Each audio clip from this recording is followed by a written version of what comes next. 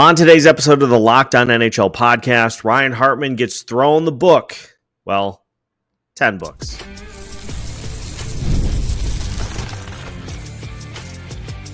You're Locked On NHL, your daily podcast on the National Hockey League. Part of the Locked On Podcast Network, your team every day.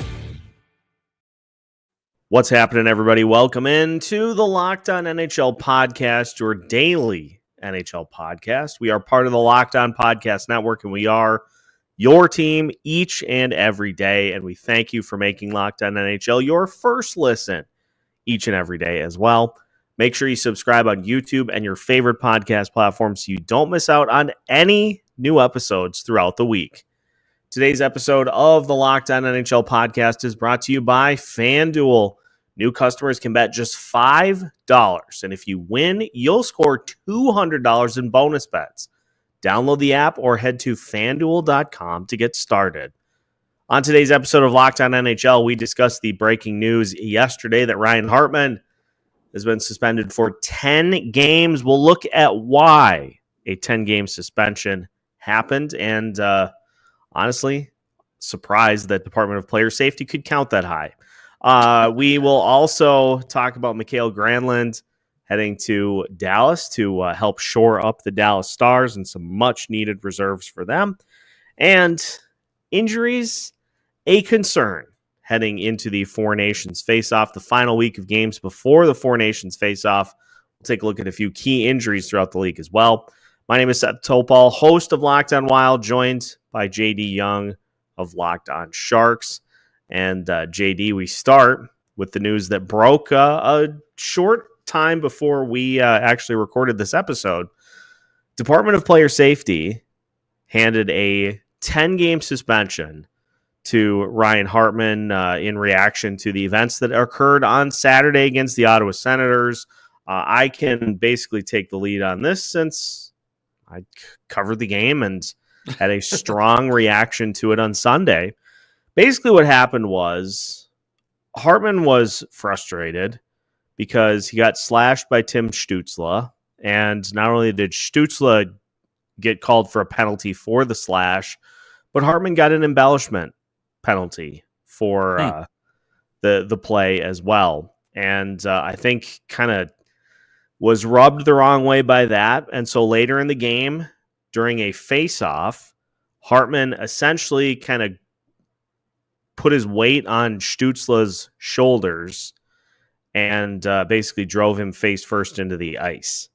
Stutzle lost his helmet. He had a nice gash on his face that required some stitches, I think, to close up.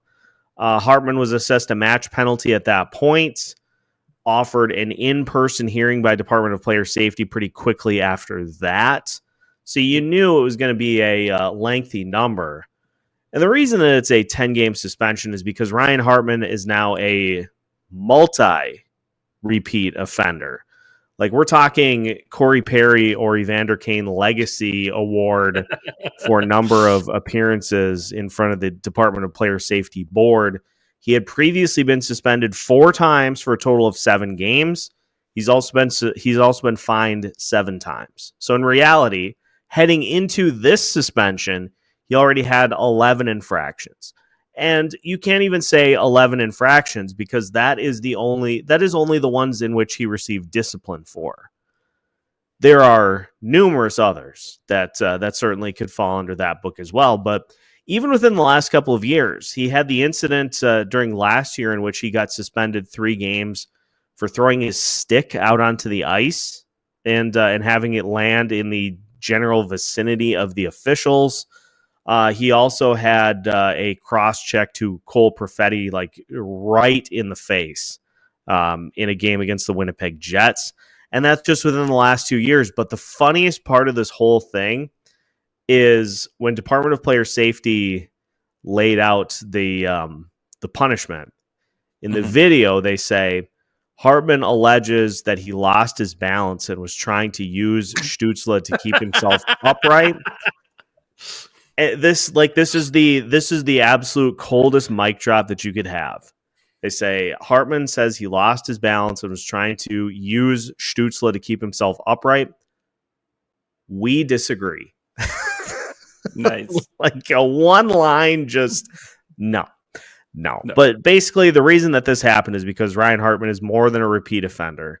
He has no shortage of instances like this over the course of his career, and he has been, for the Minnesota Wild, he's been that type of player his whole career, where you talk about somebody playing up to the fence but not going over. And when stuff like this happens, then he likes to peek over the fence. Yeah. He likes to find the gate, open it, and walk around until he gets caught. And here's the other problem this year. To be fair, he was putting his weight on the fence and it fell over. So he didn't break the rake. He found it and placed it back in its natural habitat. Yes. To quote Happy Gilmore. This is the problem with this right now, is it would be one thing if there were consistent production. You can't defend the play at all. Nope. But if you are a player that is playing on the edge, living on the edge, if you're producing a ton of points and goals, you can live with that. Ryan Hartman is not. Ryan Hartman is not this year. Yep. He has 17 points in right around 50 games, 7 goals. And I don't think anybody expected that 35-goal season to become a trend. But when the leading goal scorers on this team are at 18 and 19 goals, and you're at 7, you're not holding up your end of the bargain. Yep. Yeah, you wonder 1,000% deserves 10 games. And then you add in the 4 Nations break. Like, this is going to be like almost a month basically until we see him again. I haven't done the math, but it's probably right around the trade deadline if I had to guess, kind of where right after the trade deadline. So not like he's getting traded, no move clause, because whenever you can lock up Ryan Hartman for a no move clause, you just got to do it, right? Sorry, Seth. Again, there's always these type of players, right? And you mentioned like Corey Perry and Evander Kane, who, like, if you're going to do this stuff, okay. But you got to at least like pull your weight in other aspects, right? And be a score. Brady Tkachuk, both the entire Tkachuk family, noted pot stirrers, right? Those guys play on the edge, but guess what they do? They back up their game, right? Yeah. And I think with Hartman, the back up your game part just hasn't been there. And, you look at the Wild right now who are dealing with injuries. Kirill Kaprizov, who's now out for, a few weeks, I guess, with the surgery, maybe back for the playoffs, maybe not. We'll see, right? The timeline's a little murky on that. You take Hartman out for 10 games here. And again, I know not your biggest point producer, but that's still just another person you have to try to replace. You start pulling those Jenga pieces away. And then how long for him, especially we're going to be talking about Dallas here, who's probably going to start to make a run. Colorado, who's been gearing up. How long can Minnesota kind of hang in this race in a very, very, very tough Central? Well, and a couple of other wrinkles to this. So he's eligible to return March 9th, which is after the trade deadline.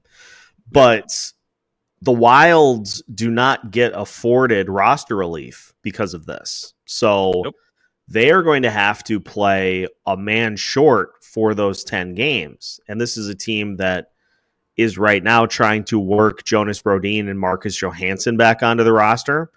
So you're going to have to waive somebody in order to get somebody back. And that means then that you can only carry 12 forwards and 7 defensemen.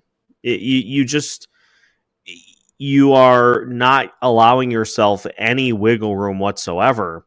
And look, if Hartman took exception to the Stutzle slash, hit him on the ice, hit him into the boards, something like that to draw even. Like, I don't understand why the escalation had to be to the face-off circle. And again, this is not new. Like the Cole Perfetti cross-check right to the face. Like, why does it have to occur in the face-off circle? Like, if you want to run him into the boards. It does murder him another way. I don't know. I mean, like if you take exception to it, score a goal or hit him somewhere else on the ice. I will say him getting an embellishment call on the slash, that always rubs me the wrong way. Like, because I mean, yes, there's some times where like guys will try to dive, but like usually if it's a slashing penalty, right? Like it's a slashing penalty, right? Or it's whatever it is. They're like, I feel like refs kind of take the easy way when they call the embellishment call on call, because like he got slashed. He 100% got slashed on that play. Like, it's not like he's like doing the Peter Griffin, like, like lying on the ice or something like that after he gets slashed. It's just, it's a little weird there. But yeah, like you said, though, I mean, at some point you are who you are and you don't get the benefit of the doubt for plays like this. So yeah, RIP Ryan Hartman. We'll see after the trade deadline. Yeah, it's another rough blow for a team that has had no shortage of rough blows this season. And so I would love nothing more than to just move on and not talk about it ever again. Fortunately, we don't have to, because we have trades and other things to discuss. So we will move on to the San Jose Sharks finding $8 million in a check, hands delivered to them by the Dallas Stars, a.k.a.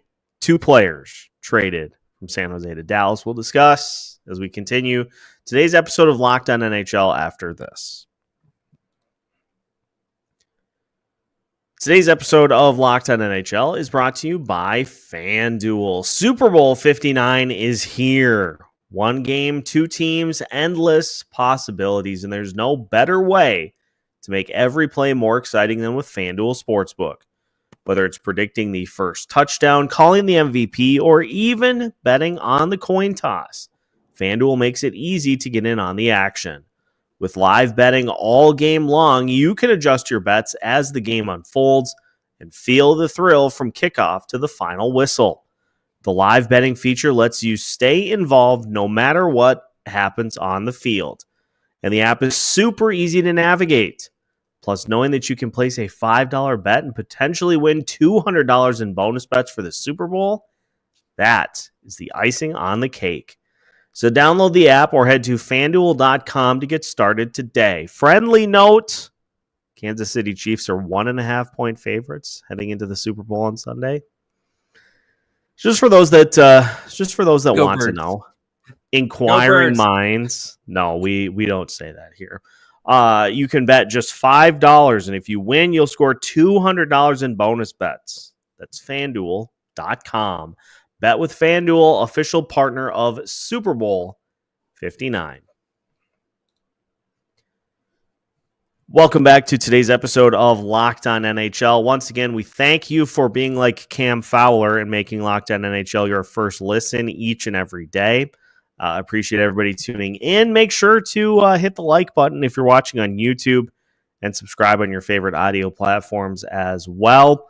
JD, speaking of players who were traded, as Cam Fowler was. Cam Fowler, yes, the legend from the Anaheim I think Ducks. This was Dallas's direct response to not being able to get Cam Fowler was to make. I mean, let's be honest. Every trade since has been a response. Yes.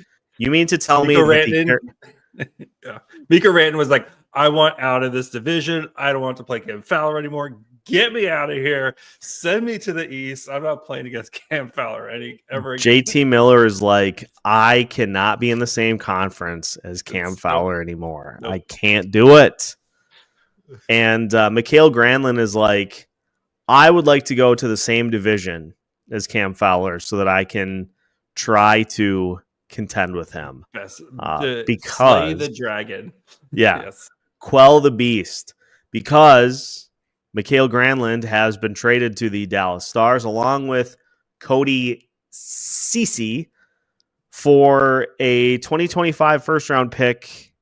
Yep. And a conditional 4th-round pick. If the Stars make it to the finals, it becomes a 3rd-round pick. The 4th-round pick is Winnipeg's pick, so we'll see kind of where that lands. But if Dallas does make it to the finals, they don't have to win it, just make it. It becomes the Stars' 3rd-round pick, which would be, of course, at the end of the 3rd round. So a little bit of a bump up there. But anyway. I was going to say a set of 4 new tires, but that too. I like yours better. We have the fortune of having a pretty elite host of Locked On Stars, in addition to a pretty elite host of Locked On Sharks, who have plenty of recap for the trade. So before we get your thoughts, JD, on the return, why don't we hear from the Locked On Stars, Joey Erickson, and get his thoughts on a couple of new stars added into the mix. My initial feelings on the deal. Mikhail Granlund has been someone I think I've brought up before in episodes. We haven't talked about him a lot recently. I know Brock Nelson's gotten some love in JT Miller, but Granlund has sort of been a commodity in recent seasons for teams that are looking to add, a scoring winger. And I'm bullish on what he can be here. I thought last night was a perfect representation of what Granlund's going to be here in Dallas. The environment for him is really suitable. They put him alongside Jamie Benn, played a little bit with Dodonov as well. I think it's a really easy transition for Mikhail Granlund. I think anybody can use a center/wing that can score. He had 45 points with San Jose before coming over. And Dallas has so much depth and talent. He can really slot in wherever you want, whether that's the top 6. He's been playing 20 minutes a night with San Jose. They may not need him to do that here, but it's just a really comfortable situation and environment for him. Some good thoughts from Joey there. I do like the notion of a Dallas Stars team that is pretty deep and has had some injuries this year, adding some depth and just kind of saying, we're just going to add a guy into our ranks and we're going to play him in one particular spot for now. Once players start to come back from injury, we're going to put him somewhere else in the lineup, and I'm sure Mikhail Granlund is perfectly fine with that. Being part of this Dallas team. Yeah, I mean, I think that's the beauty about Granlund. I know like his time with the Penguins didn't go very well when he was part of a deadline trade deal, but I think Granlund, for a guy who literally was like this close to getting bought out before getting sent to the Sharks as part of the Erik Karlsson deal, reestablished his value over the past year and a half with San Jose. Granted, he's playing, first line minutes, power play, penalty kill, whatever, basically whatever. But that's what Mikhail Granlund does, right? Is whatever you need him to play, he will play. I mean, at points, the Sharks are running out of 5 forward power play unit, and with him at the point playing the defense, because he might have actually been the best defenseman on the Sharks roster at some point, at least before Jake Wallman got there. But I think this is a perfect fit for Granlund to go to Dallas. And with Cody Ceci, who, yes, I mean, it's Cody Ceci, but I think with Dallas, where he's not going to have to play, massive amount of minutes, he's going to probably fit better in their lineup. And they're dealing with some injuries, like Lundqvist is out for the year right now. Heiskanen's out with a ridiculous Mark Stone hit. Like it just adds some more depth. A guy who's going to come in. He's great in the room. If he's your 5th or 6th defenseman, cool. I think he's going to be perfectly fine, and especially for a veteran team like Dallas. I know they have a lot of young guys as well. Veteran team like Dallas, Pete DeBoer, who's seen and done it all. I think those are 2 guys who are just going to fit in really nice for them. So for the Sharks, they now don't have a second-line center on the roster, especially with Alex Wedberg hurt right now. So that's going to be fun. But I think for the Sharks, though, neither one of these guys were part of your long-term plans, right? This team, we know Mike Grier, he's going to make the decision that he thinks is best for the long-term outlook of the Sharks. And maybe you re-sign Granlund, maybe you re-sign Cody, Ceci, but like these guys aren't going to be part of your next great Sharks team that he is trying to build. And I think this year getting a first round pick, and I know the draft class not super deep. This pick's going to be probably mid to late 20s, but I think for that's a pretty solid return for Mikhail Granlund. And I was expecting a second round pick for Granlund kind of going into this trade deadline. I think getting a first round pick, you take that. And I wouldn't be surprised if Mike Grier flips it at some point before the draft to go get somebody else, just like he did with Askarov last season, to try to go get somebody who's going to fit with Celebrini and Eklund and Smith. And they're kind of up and coming guys. So that's my kind of guess. And that just, again, gives Mike Grier more ammo to go do something else later. Yeah, I like the thought of using this pick to acquire something else, because I'm sure you have dove into this more than I have, JD. This 2025 draft class is not super heralded compared to what we've had over the last 5 or 6 years. If you get one of the top four, if you get one of the top 4 picks, you're having a great time. Like you feel really good about that. But then it kind of, once you get to the teens, it really kind of starts like those mid-teens.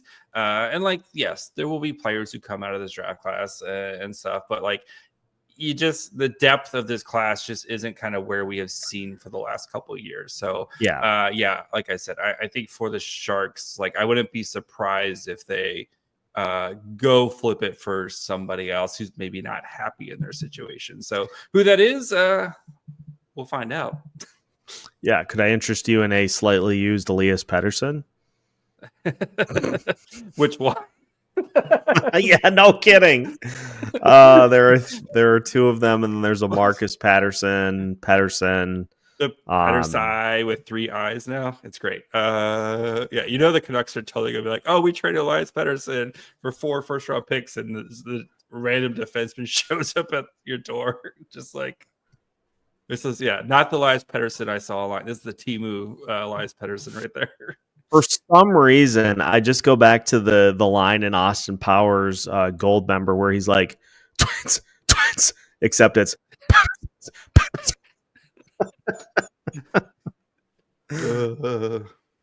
somebody that is definitely getting clipped for social media for somebody. I hope not, but I have to be realistic about where we're at in the current social media climate. But a good start to trade season. It's been a frantic trade season so far because everybody wants to get who they're looking for before they get hurt at the Four Nations face-off. So other than that, things going pretty well. And speaking of injuries, there have been a few. There have been a lot. There have been many. There have been a plethora of injuries. We're going to talk about a recent rash of injuries and which ranks as the hardest to replace. That's coming up as we continue today's episode of Locked On NHL after this.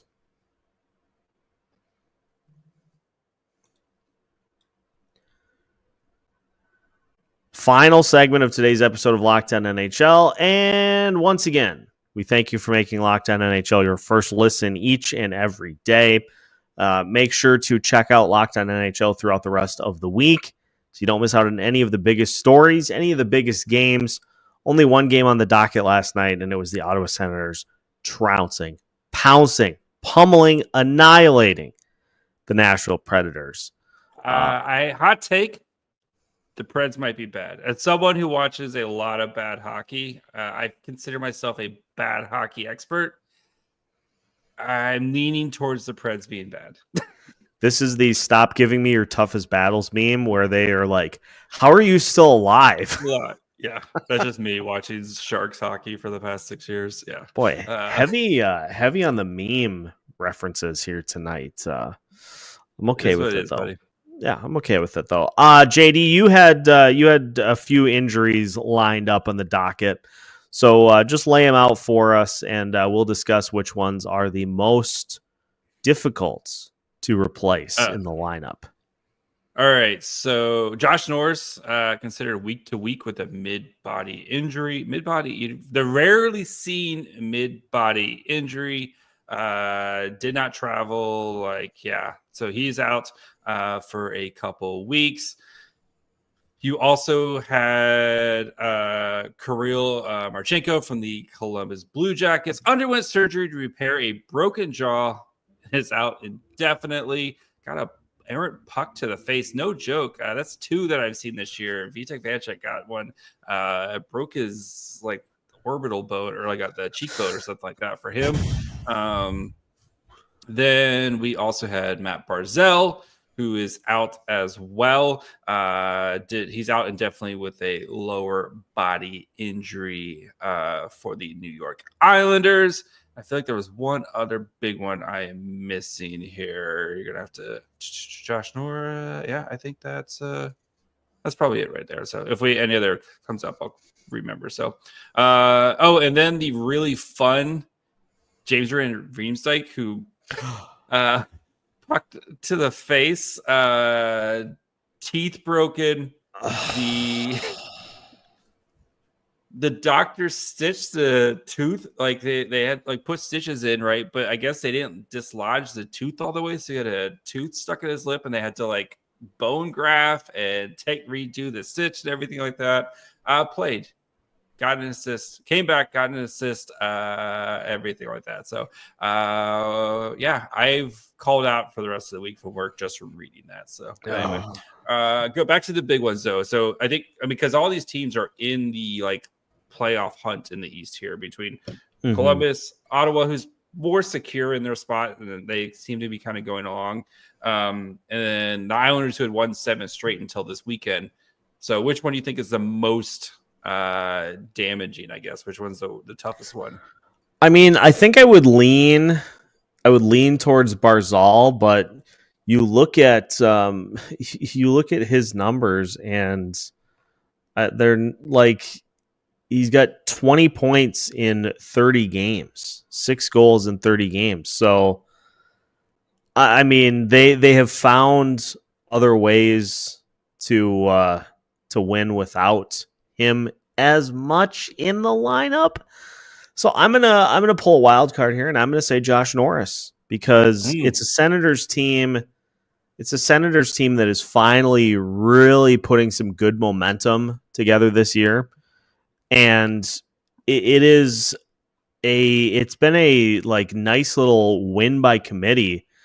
But Norris 19 goals in 50 games, and he's second on the team. Brady Tkachuk with 20. And has just been a guy, I think, that has given them some really solid production up and down the lineup.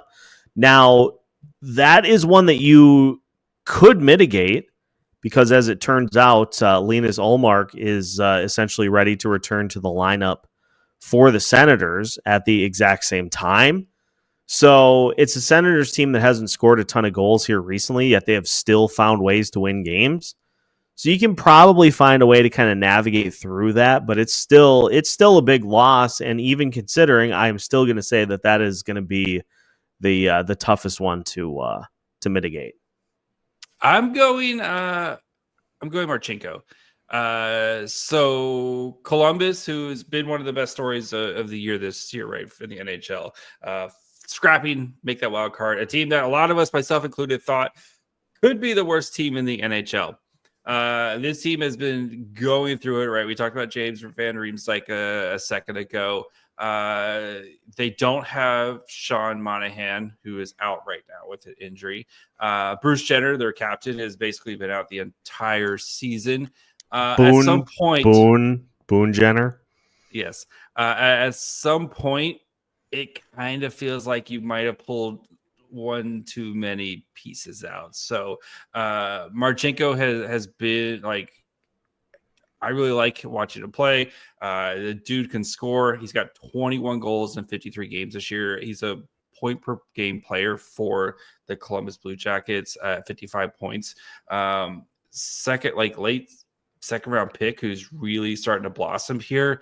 And I think losing him, that might be the last straw for the Blue Jackets, a team that, and yes, I know Fantilli's coming along, and some of their, Kent Johnson and Sillinger, some of these young guys are starting to come along as well. But you hate to see it for a guy who's playing so well on a team that's such a great story this year. And I think that one hurts because you're just losing too many guys. I mean, you basically lost like an entire second line on this team right now. So yeah. And I challenge you. I challenge you to find anybody that is. You're challenging me, bro. I challenge you to find anyone that is not currently rooting for the Columbus Blue Jackets to hold down that wild card spot. Even the teams that are behind them in the standings are like, yeah, I'd be okay with that. Yeah, like if our team doesn't get in, like the Blue Jackets, maybe Michigan fans, but I mean, there's a lot of Michigan fans on the Blue Jackets, so maybe they can. There's a lot of ex-Michigan players on there. Like they have a ton of Michigan guys on that team.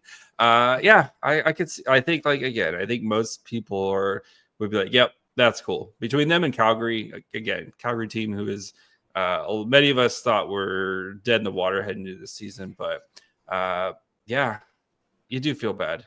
This they're running out of dudes. They're just running out of dudes at some point. Personally, I'm rooting for 22, 24, and 8 Pittsburgh to mount a charge and make the postseason myself. Why is there? You have no. I just picked the team with the worst record that I could find. Yeah. If we're talking about rooting interest, you may want to earmuff this one. I'm rooting for Colorado to make a real run into the Central here because I think they have a legitimate shot to beat Dallas in the first round and make that first round pick really nice for the Sharks here. But sorry, buddy, your team's just too. There's just not enough. We're running out of bodies as well. So. You're assuming that I think Minnesota makes the playoffs. The playoffs at this point, yeah. So I was trying to be nice. Look at these. Look at these bags. It's been what a year this month has been. Lemon. It's only Wednesday. It's been just a great last. This last just over a month has been a great last 12 years. Yes, at this rate. Well, that is our show here for today. Weigh in the comments on which injury you think is going to be the biggest and most difficult to navigate for the respective team. There are plenty to choose from. And make sure that you do take the time to like this video on YouTube, or if you're listening on your favorite audio platforms, make sure to follow along as well so you don't miss out on any new episodes throughout the week. Locked On NHL has you covered every Monday through Friday as part of the Locked On Podcast Network.